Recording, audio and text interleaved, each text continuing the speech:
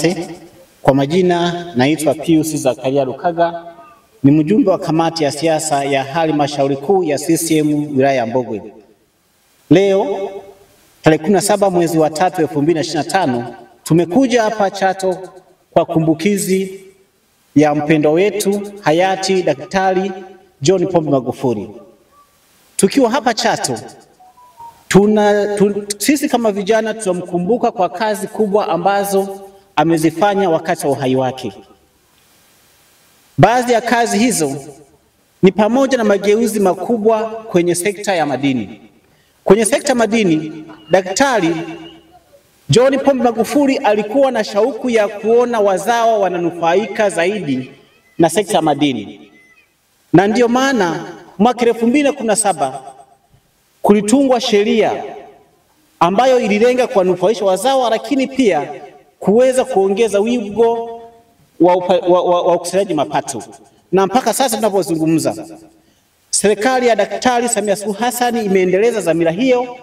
Mpaka tunapozungumza, 40% ya mapato yote yanayotokana na madini ni mchango kutoka wachimbaji wadogo wadogo. Lakini mambo mengine, tukiwa hapa Chato tunamkumbuka hayati John Pombe Magufuli katika kuwa na shauku ya kuona mtaala na mifumo ya elimu inabadilika. Tunamkumbuka Daktari John Pombe Magufuli alikuwa na shauku ya kuona elimu inaendana na mazingira ya Kitanzania na kubadili mtaala wa elimu. Lakini mpaka tunavyozungumza sasa hivi, serikali ya awamu ya 6 chini ya Daktari Samia Suluhu Hassan tarehe 1 mwezi wa 2 imezindua mtaala mpya wa sera na mafunzo wa elimu.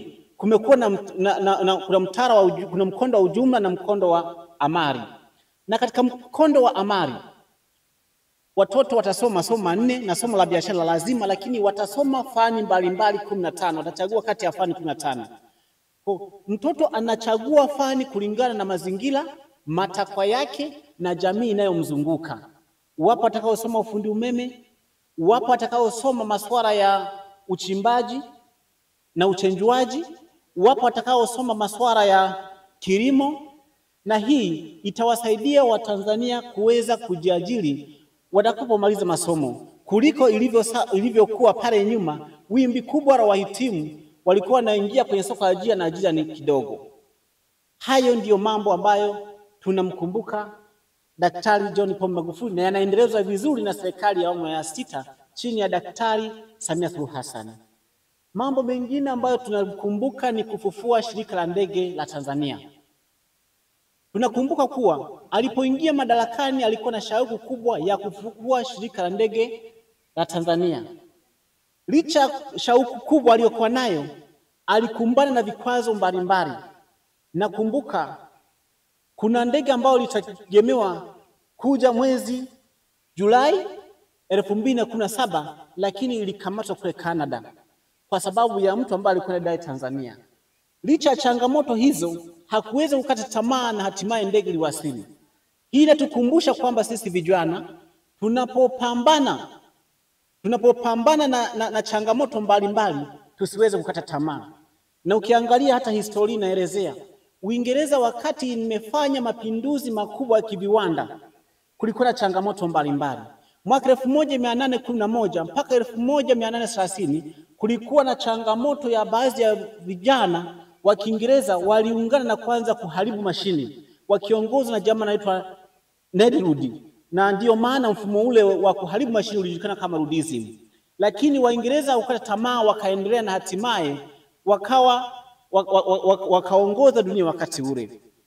Hayo yalifanywa Daktari John Pombe Magufuli, lakini na mtangulizi wake Mama Samia Suluhu Hassan anaendeleza vizuri na shirika la ndege. Na jambo jingine ambalo tunamkumbuka Daktari John Pombe Magufuli na vitu ambavyo sisi tunapaswa kuviiga ni kwenye miradi ya kimkakati. Miradi ya kimkakati aliyolenga ni miradi ya kimkakati. Kuna miradi mingi ya kimkakati. Kuna bwawa la kufufua umeme la Mwalimu Nyerere. Alikuwa na dhamira na shauku ya kuona kwamba bwawa linakamilika, lakini tayari serikali ya awamu ya 6 imeendeleza na sasa hivi kwenye hatua ya kulikamilisha. Kuna ujenzi wa daraja la Kigongo Busisi maarufu kama daraja la JPM, lakini mpaka sasa hivi lipo hatua ya kukamilishwa na serikali ya awamu ya 6. Kuna mradi wa reli ya SGR, yani Standard Gauge Railway, ambao tayari serikali ya Daktari Samia Suluhu Hassan nao uko katika hali ya kukamilisha. Hayo mambo tunamshukuru sana na tunashukuru sana kwa ndoto zake. Jambo ambalo sisi vijana tunataka tujifunze kupitia kumbukizi hizi ni kwamba tunapaswa tuwe na maono ambayo ataisaidia jamii, si kwa wakati huu au kwa njia zetu, lakini hata kama tumeshatangulia mbele za haki, wanaokuja waweze kuyaendeleza.